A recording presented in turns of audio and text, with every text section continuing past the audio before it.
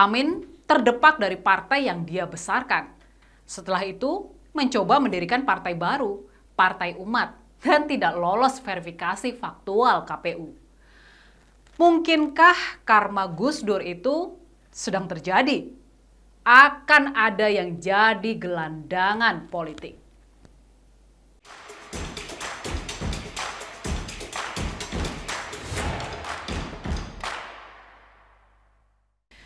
Masih ingat pernyataan almarhum Gus Dur?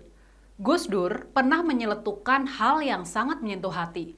Kata beliau, preman-preman itu akan menjadi gelandangan politik seumur hidupnya. Celetukan itu sah dan diucapkan oleh Gus Dur tatkala Amin Rais memimpin sidang istimewa di MPR.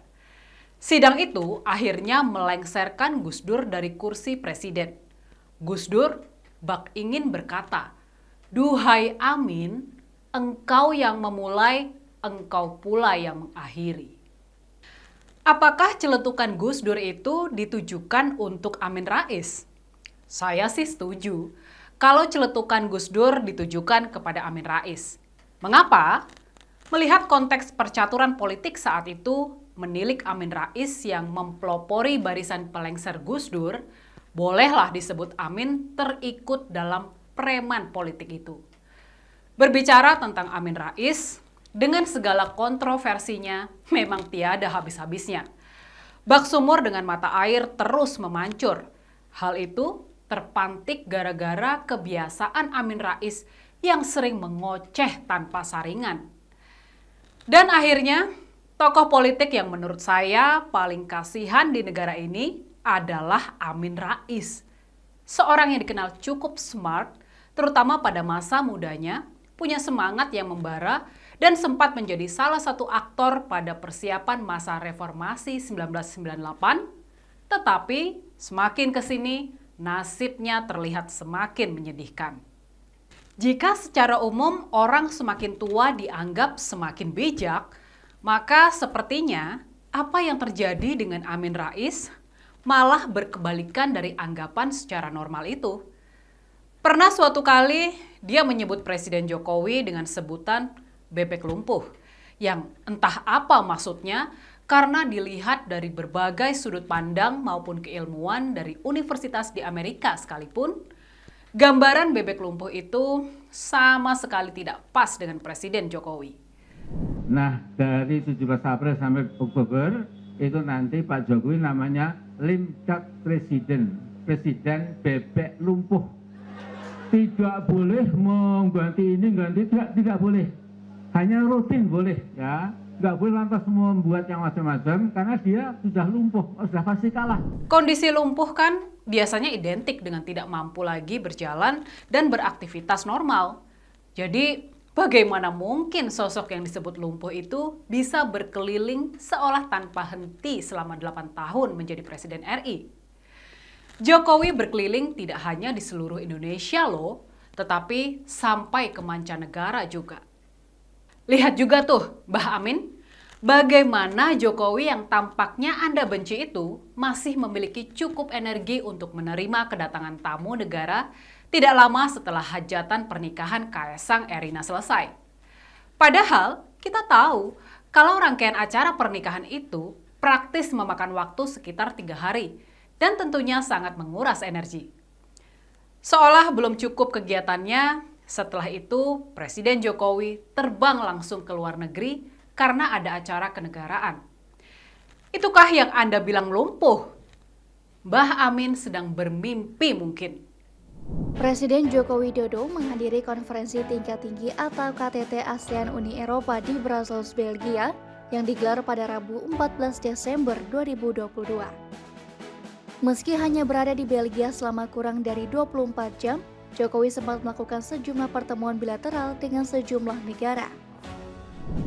Berikutnya, kabarnya nih, Mbah Amin ikut-ikutan Mbah Rizal Ramli dengan berkata nyinyir soal pernikahan Kaesang Erina.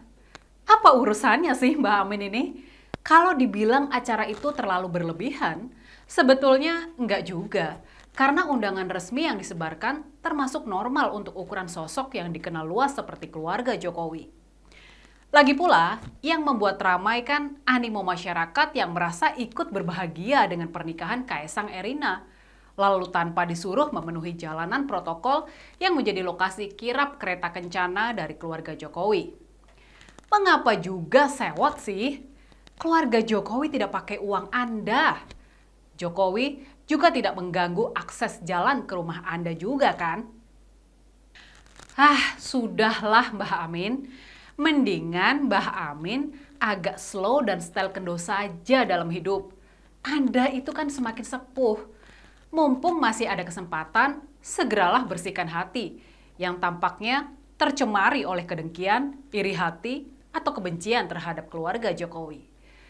Pikirkan saja partai umat yang bukan hanya tidak laku ditawarkan ke masyarakat dan baru saja dinyatakan tidak lolos verifikasi dari KPU untuk pemilu 2024. Jangan salahkan KPU, pemerintahan Jokowi, atau tuding siapapun karena tampaknya kemampuan dan pengaruh Anda memang sudah melemah. Namun kabarnya, Amin Rais ini bertekad akan melawan segala hambatan. Partai Umat akan mengajukan gugatan ke Bawaslu karena dinyatakan tidak lolos verifikasi faktual yang dilakukan oleh KPU sehingga tidak bisa ikut pemilu 2024 nanti. Amin Rais juga berkata bahwa pihaknya sudah membentuk tim advokasi hukum yang diketuai oleh Denny Indrayana, Wakil Menkumham era Presiden SBY untuk mengupayakan cara-cara yang bisa ditempuh, terutama membawa gugatan Partai Umat ke Bawaslu. Denny Indrayana juga berkata bahwa gugatan ke Bawaslu akan diajukan dalam waktu dekat ini. Memang agak miris ya, karena dari 9 partai baru atau non-parlemen yang ikut proses verifikasi, hanya Partai Umat saja yang tidak lolos. Mungkin memang sudah saatnya Amin Rais pensiun dari dunia politik Indonesia. Mumpung masih ada sedikit waktu menikmati masa tua dengan keluarga yang mengasihi Anda sebelum nanti tiba waktunya benar-benar pensiun dari dunia. Ingatlah pesan almarhum Gus Dur, tidak ada jabatan di dunia ini yang harus dipertahankan mati-matian, apalagi sampai menumpahkan darah orang Indonesia. Saat Gus Dur dilengsarkan dari jabatan presiden, beliau sangat legowo.